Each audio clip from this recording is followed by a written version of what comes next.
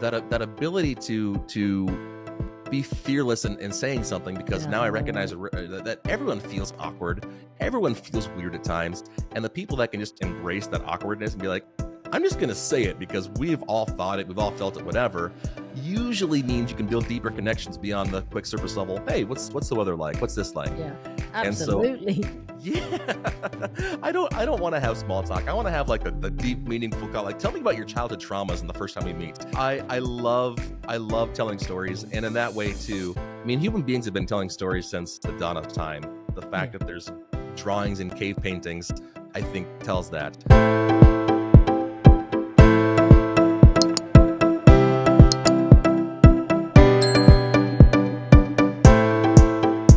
Today's guest is Drysen Carsten. Drysen embodies the spirit of fearless exploration. Starting his first business at the age of 17, Drysen rolled up his sleeves and learned everything he could about being an entrepreneur. After over a decade, he needed a life change and started over from scratch with his business partner, with Courtney Habrel, to create hyper-focus motion. He prides himself on tackling discomfort head-on, trying new things, and constantly growing. Drysen is bodily awkward, a coffee addict, volunteer firefighter, and a co-founder of Hyper-Focus Motion, a design and animation studio in the US, turning ideas into vibrant visuals that spark curiosity. Welcome, Drysen. Thank you, Anita. I'm really excited to be here. And I know I mentioned this when we met earlier last week, but I really, really like your voice. I could listen to you for hours. Thank you. I absolutely love that. And I think yours is fantastic as well. So thank you very much. Thank you. Yeah, my name is Drysen Carsten. I'm a boldly awkward storyteller, and I've been at this whole entrepreneur thing since 2008 is when I started. So I've learned a thing or two, luckily. That's great. So what is one of the most courageous things that you have done? Reading your bio, you have done quite a few. Is that one you can possibly pick? There have been a couple things, and I think the one that I want to talk about, I want to set the scene properly. So I want to go way back to when I was just a little kid. I was raised on a farm in the Midwest USA. We raised cows and pigs and corn and soybeans. And being on the farm, I became kind of this shy kid, introverted. I didn't have a lot of social skills. And when I finally went to school, I realized that the words that I said and the things that I said, how I interact with people was just awkward. It was just weird. I was an overthinker. Instead of saying stories like, my mom said this, I would say my mom's name because I was afraid that people didn't know who my mom was. And then when people would not react to a conversation or a topic in a conversation, I was worried that maybe I was just invisible and I wasn't seen as just a person with words or whatever. And so in my freshman year of high school, which is grade 9, I joined an organization called the Future Business Leaders of America. Wow. My English teacher, Doris Anschmella, she was the one that kind of like guided me and helped me, and she was a huge mentor to me at the time. And when we went to our state conference, we walked into the room, and there's 400 other kids, and at the very front of the stage, or front of the room, there's a stage, and the state officers walked across the stage, and they started the meetings. And I remember sitting there, I had this visible switch in my brain that just flipped. And I said, I want to do that. I don't want to be the shy, awkward, nervous kid anymore. I want to be the person on stage, talking to people, leading people. I want that. And so I made it happen. It was very uncomfortable. There's a lot of learning things that I wasn't used to, such as speaking to a room and people listening, such as just carrying myself in a certain way, being friendly with new strangers all the time, that I had a lot of learning to do. That I didn't start until my freshman or senior year of high school. So that was hands down the bravest thing that I've ever done, was just making that choice to live in the discomfort and move forward. And it's been a touch point for my entire career ever since. Wow, that's absolutely amazing. Seriously, from going to being the shy kid, awkwardness, and actually putting yourself out there, what a brave thing to do. And it is courageous. Well done, Drysen. Thank you. Thank you. Tell me more about your name, Drysen, because I must admit it's the first time I've come across it. And when we spoke earlier, I did ask you, am I pronouncing it correctly? And you said yes. So tell me the story about that. I know we spoke about it in our pre-chat. It's a little different, absolutely. The story goes that my parents were on the way to the hospital. They were, getting ready to deliver me, and they weren't sure what the name was going to be. They like the Ison thing, either Bryson or Tyson or Jason, something like that. But they couldn't decide, so they just threw a bunch of letters in the hat, and they came up with Drysen, Drysen. I'm so glad it wasn't a Q or an X or a Z, because that could have been very, very awkward. But no, I have not found another Drysen yet, and I'm actively searching. So if anybody listening to this knows a Drysen, please let me know, because I want to make a new best friend. Oh, wow. How cool is that? It's Not knowing always, anybody else. I have not met a single person. So of course, like if you go on tour or on holiday and you see all the name tags that have like people's names on there, obviously have never found mine. So if I can find just one other Drysen out there, I'm going to be very happy. It's absolutely unique. So tell me more about being raised on a hog, cattle, corn farm, soybean farm in the Midwest. And obviously you've told us about the impact it had about being shy and that, but that must have been great fun being a child, being able to roam around or not. Absolutely. It allowed me to explore just a lot of things on the farm. When I was a kid, I absolutely loved it. I loved being in a tractor cab from, on Saturday morning at 8 o'clock. You'd go out and we start driving tractors around and either making feed to feed the animals or cutting hay or doing something in the fields to make the season work. And I really gained this deep appreciation for it throughout, just my time as a kid. As I became a little bit older, I started getting a little, resentful of it, trying to be moving away. I wanted to do my own thing. Kind of had a falling out, and just like I don't want to farm anymore. I'm done. I got to go to college. I got to live my life. I got to do my thing. One of my very last full time, and actually my very last full time employment job was working for a TV show that created educational content for farmers. And there, I really reignited that passion and that love of the farming community, of the egg industry. And that particular job actually allowed me to continue on and working with literally the world record corn and soybean growers as they had tried to transform a farm in Omaha. We followed them and created a 52 episode documentary talking about how to improve this farm in Nebraska. So it's very interesting, just kind of tracing that line of my career path, my career journey, because going from farming, walking away from it, coming back to it. And then even with my current company, Hyper Focus Motion, when we started the company, we wanted to specialize in ag technology because this was something that we were passionate about. We knew people in the industry. We worked with the best of the best of the best. And we really wanted to help other businesses use that knowledge and connecting with other farmers and their customers.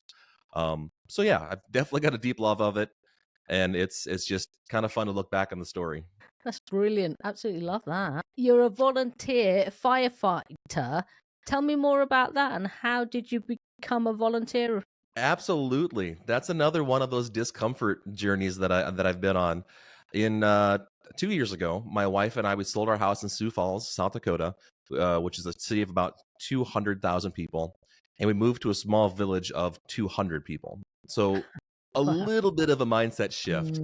One of the very first days of meeting my next door neighbor, he came up and he was talking to me a little bit and said, "Hey, you're kind of a strong young guy. You should really consider joining the firefighter department here." I was like, "Yeah, maybe. I don't really know anybody. I've never really thought about it, but like maybe." And I think it was a week later I ran into him. It might have been the next day actually. He had pre-filled out an application for me saying, "Here's the application. You just got to put your name on it. Everything else is done. Hand it in, and you just got to go and meet with them." And I took this piece of paper and I'm like, I really was just not planning on doing this. I was going to kind of agree to it and just let it, disappear. And then I started thinking, Drysen, no, every time that an opportunity's popped up that's been uncomfortable and you've said yes, something big and important has happened from it. So we're going to do this. And so I've been on the department for about a year and a half now. And I've been to some crazy calls, from just really big fires to really scary medical calls. But being able to be in those situations has helped me feel really good about giving back to my local community and just being a part of my community and making new friends in that way, which is hard as an adult when you're going to new cities, new people, new towns. Yes. But beyond that, it's given me confidence in emergency situations and high stress situations, which really helps in the non-stressful world, either parenting or in business or wherever else. It gives you a confidence and an understanding, like, hey, whatever you're doing over here outside of the firefighting world is not saving lives. It's not that bad. Just breathe. It'll be okay. So yeah. That's beautiful, actually. Really well done. And I'm glad you did take it on as one of your getting out of your comfort zone yet again. The good it's done, the good you are doing to the community, to your everyday life. That's brilliant. And Thank you. The reward you must get from that as well. Absolutely. It feels really, really good. Mm-hmm. Sometimes, I'm just driving a fire truck to a scene and other people are taking over. Sometimes I'm the Mm-hmm. first person on scene to respond to somebody having a medical emergency. And so it sounds scary. It sounds really, really hard. But at the end of the day, it's not too bad. It's just a matter of somebody needs help. I can give 1% of my day to go help somebody in need for 10, 15 minutes, maybe 2 hours, and it makes a difference in somebody's life. So if anybody else has the opportunity to join a local fire department as a volunteer, I highly recommend it. Yeah, that's absolutely brilliant. Tell me more about your hyper-focus motion. I love the wording, a design and animation studio in the USA, turning ideas into vibrant visuals that spark a curiosity. I love that. So tell me more about that. Yeah, absolutely. Thanks for asking. Hyperfocus Motion just celebrated its first birthday this Mm, month, actually, happy and birthday. we are a 2D design studio that works with marketing companies and businesses to create the content that helps inspire customers to interact with a brand. That's what Uh-huh. we do. This company started a year ago. I was freelancing for different studios across the US. I was working on different global projects and different campaigns that were seen around the world. And I really missed the client interaction side of running a business. Prior to Mhm. Hyperfocus, I ran a wedding business with my wife, did that for 13 Oh. years, closed that down, and then started Hyperfocus to my business partner, Courtney. And like I said, I really missed that client interaction side of things, and I wanted that back. Mhm. Simultaneously, I had applied for this freelancing talent pool called Rolo, where it's Oh. designers apply for it. If you're good enough, you are accepted, and then you're on the talent roster, and people can find you and hire you.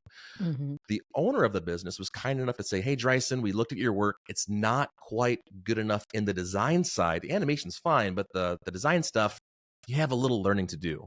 And Okay. that definitely took the wind out of my sails. But then I realized that the actual design side isn't the part that I'm super in love with anyway. I like the client interaction side, the brainstorming and helping solve Mhm. problems, and then animating on the backside. And so I started looking for this unicorn of a partner, of someone who I could partner up with, Mhm. and she or he could be the designer to make things look good and be really strong in all the areas where I was weak. And I found my partner, Courtney Haverl. She actually is my former coworker at the Mhm. last ag company. We joined forces, and we've been doing this ever since for a year now. And it's been incredible because the things that we've unlocked and been able to achieve are 10 times beyond what I ever thought was possible. And it's interesting, kind of talking to the topic and the subject matter of this podcast. The reason I left my wedding business was because I had these personal limitations where I put in myself where I couldn't trust other people. I couldn't let Wow. go. It was too scary, too stressful, too hard. Mhm. Mhm. And in hyperfocus, again, living through that discomfort, embracing the suck, so to speak, and trusting another person to not only be as good as I am, but better than I am, and to not Mhm. have to my biggest thing at my wedding business was I can't trust someone else. And Wow. at hyperfocus, it's not even a question. It's like, nah, she's got this. Like I don't even worry about this. And so it's been really, really beautiful, just a mindset shift for myself and growing that discomfort Yeah. there. And it's been awesome because we've helped a lot of different companies with either their branding. We've created explainer videos to help inspire customers to take action within their brands. We've helped National Sales Conference doing like their stage graphics for CEO keynote speeches from everything from a mom and pop shop up to $100 billion companies. So it's been a Oh. really rewarding year. It's still a learning year because, again, we are a startup. It is brand new, but we're absolutely loving the challenge. Yeah, I absolutely love the concept. Being dyslexic, I'm very visual, and curiosity speaks to me big time. So I yeah, think there's so much power in motion graphics because in today's mm, world, video is everywhere. We're recording yes, this podcast on video, but mm, there is a limitation in live action footage where you are bound by the rules of reality, the box of reality. And when you can break out of that and show things in a way that is visual and sometimes abstract, it can really connect with somebody on an emotional level and make them feel a certain way even more mhm, powerfully than what you can with just a face-to-face interaction. And sometimes it's really hard to visualize things in the real world. mm, For example, we just wrapped up a project for a fertilizer company in December. And how do you visualize or show on camera things in the soil moving through nutrients and moving through root mass to help crops grow wow, bigger? It's really hard to visualize that with a real camera, but in the animation world, you can show abstract oh, visuals that represent and get that idea across beyond just somebody talking on camera with a script and a talking head. So there's a lot of power to it. There's a lot of being able to create yeah, clarity and understanding, grabbing attention. And I love this industry, and I bleed motion graphics because it's I think one of the most powerful tools we have in storytelling. absolutely, absolutely, and that goes nicely onto my next question. Tell me more about your storytelling, or as you put it, awkwardly storytelling. I do consider myself a boldly awkward storyteller. Going way back again to that time frame of my freshman year when I had to learn how to communicate and really be able to stand on my own. I had a lot of learning to do, and I didn't Mhm, know how to connect with people, how to talk to people, how to interact and communicate. And to this day, like I still overthink things. Like I'll be mid conversation, and I'll like kind of squirrel over here, like, oh, I should explain this tidbit over here because I don't know if the context is going to make sense. But in about 2019, 18, I was diagnosed with ADHD, which is okay, a nice little nod where the hyper focused name comes from, is that ability to really deep dive into things. But that ability to be fearless in saying something, because yeah, now I recognize that everyone feels awkward, everyone feels weird at times, and the people that can just embrace that awkwardness and be like, I'm just going to say it because we've all thought it, we've all felt it, whatever, usually means you can build deeper connections beyond the quick surface level. Hey, what's the weather like? What's this like? yeah, And so absolutely. yeah, I don't want to have small talk. I want to have like the deep, Mm, meaningful call. Like, tell me about your childhood traumas and the first time we meet. mhm, So I love telling stories, and in that way too. I mean, human beings have been telling stories since the dawn of time. The fact yeah, that there's drawings and cave paintings, I think, tells that. So when we relate it back to marketing and advertising, if we can say buy now, that's boring. But if we can tell a really powerful story that actually mhm, resonates and connects to somebody and like talks about pain points, that's empowered. That's mm. powerful. So you did have a podcast where you were traveling. Tell me more about that. We're on this podcast, so I love hearing more about other people's podcasts and their experiences. But yours was Absolutely. slightly different. You actually went out across different many states. Absolutely, absolutely. Uh, Prior to starting the podcast, I joined an organization called Camp MoGraph. And Camp MoGraph is a bunch of motion designers that get together once a year Mhm. and they go camping somewhere in the US. And they have conferences and speakers, and it's awesome. One of the speakers there, her name was Amanda Russell in Virginia. Here and I had a conversation, and mid conversation, she stops and goes, "Whoa, Drysen, you have a cool voice. You should like do a podcast or Yeah. something." And I had no interest. Again, kind of like the firefighter thing. I had no interest in doing that whatsoever. But when the universe speaks up and says, "Hey, you should try something," I'm Yeah. like, okay, yeah, we'll try this. But I knew right off the bat that I didn't want to miss out on the opportunity to have face-to-face interactions and build connections. Mm. And if I could fly to the UK to record this one, I absolutely would have. I would have But loved it. but she actually volunteered to be the very first guest on the podcast, and so I flew to Virginia. A good friend of mine and his wife, they drove down from New York City down to Virginia, which is like a 10-hour drive, just so Wow. they could run cameras for that. And I am forever grateful to Nick Donlin. Him and his wife are just incredible people. Mm. And we did the first episode, and it went fantastic. So from there, I was like, all right, well, if we're going to keep doing this, let's talk to other business owners, people who have accomplished what it is that I want to do, and tell their emotional stories. What was it like when they first started their studio? Were they scared? Were they confident? What were some business tips that they went through and they learned that I could gain insight on and then share with other people who are also going through what I'm trying to learn right now as well? And so Yeah. that's where Frame One, which you can visit at frameoneshow.com, came from. It was the idea to learn the emotional stories of creative leaders during their startup years. And we did that for a year. There are 12 episodes that have been released. I'm actually working on the final one right now. We're Wow. planning on taking a brief hiatus from it, just because hyper-focus is kind of growing a little bit more, and we need to focus on this. Yes, And I hope I can bring back Frame One, because it is expensive to produce. And if it lines up around traveling the US, I would love to keep going. But if anyone is interested in starting a business or learning about the entrepreneurial journey of some of the most impactful people in the design world, I highly recommend taking a listen. Oh, that's absolutely fantastic. And I'll put the link in the show notes, definitely. So your current focus is the customer journey. Tell me more about that. Absolutely. The customer journey is something that I learned through my first business, which was my wedding company. And that is turning people who have never heard of you into being aware that your business exists. From that awareness, making sure that they like you, because just because they've heard of you doesn't mean they care or like you at all. And from that awareness phase, turning them into action results, whether that's signing up for your podcast, signing up for a newsletter, or best case scenario, making a sale within your company.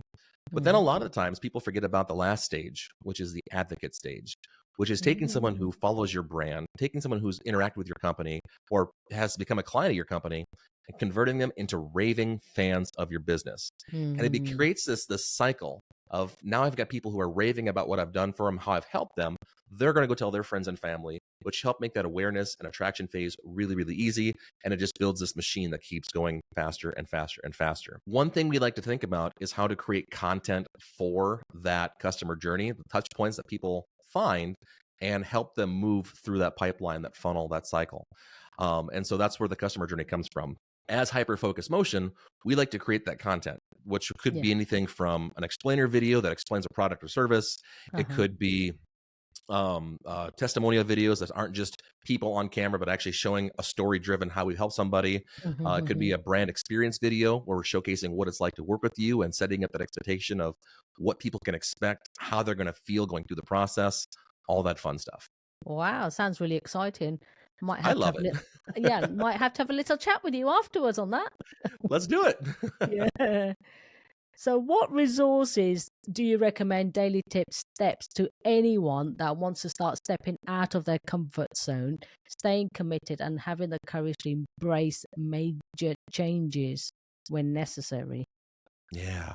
The biggest piece of advice that I can give is just embrace the discomfort.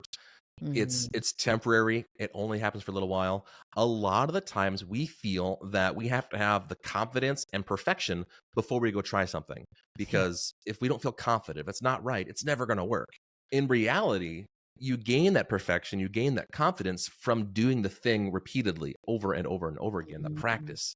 And so just starting is really the most important thing. When I started the thing way back when in FBLA, I had no idea what I was doing, but I figured it out and I gained little pieces of information. That led me into just being brave enough to ask a person there he is running his business, to say, hey, would you mind teaching me how to do these speakers and lighting things? His name is Michael Dramstead. He became my first mentor, and we're still best friends to this day. I think this has been 17 years now.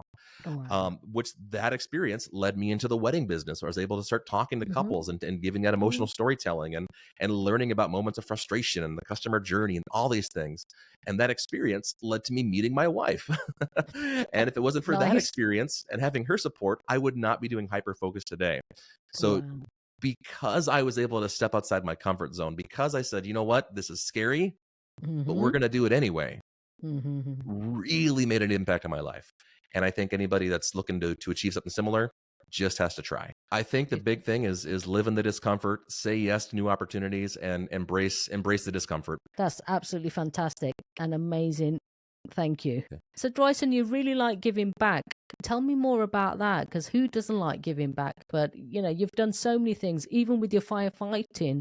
I mean, you're a volunteer, and that's a dangerous job, let's be honest.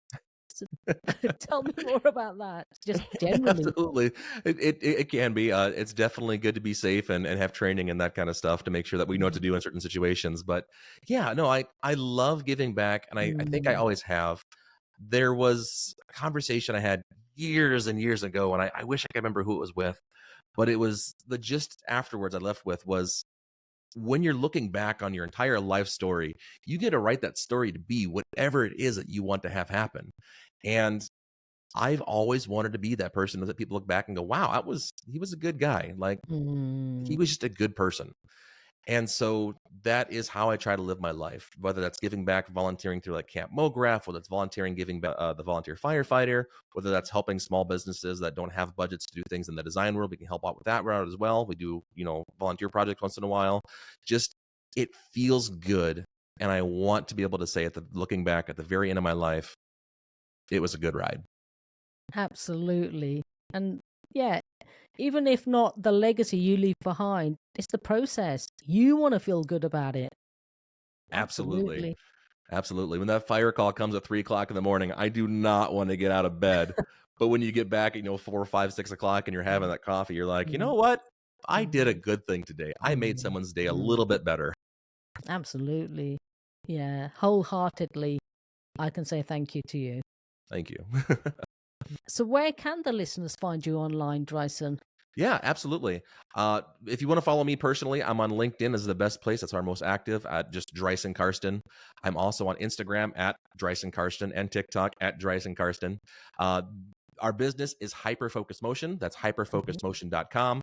We do have a customer journey download people can check out about touch points that they can use, how they can, let me re-say that. We have a customer journey download on the website at hyperfocusmotion.com/journey. If people are curious about how to use video inside of their customer journey, it doesn't have to be motion graphics. It can be live action, it can be anything from a quick cell phone recording. But doing these things help inspire confidence in buyers and your customers and help move things forward. And then, of course, Hyperfocus Motion on Instagram and Facebook as well. That's great. And all the links will be in the show notes. So please to go along and follow. Thank you for sharing your courageous journey with us today. And by doing so, you have helped so many others. Drysen Carsten. Thanks for having me on. This has been fantastic. My pleasure. So we are all about create the courage to be fearless. What is your definition of courage? My definition of courage is embracing the discomfort, knowing that, yes, it is scary. It is hard, but I'm going to do it anyway. That's courage.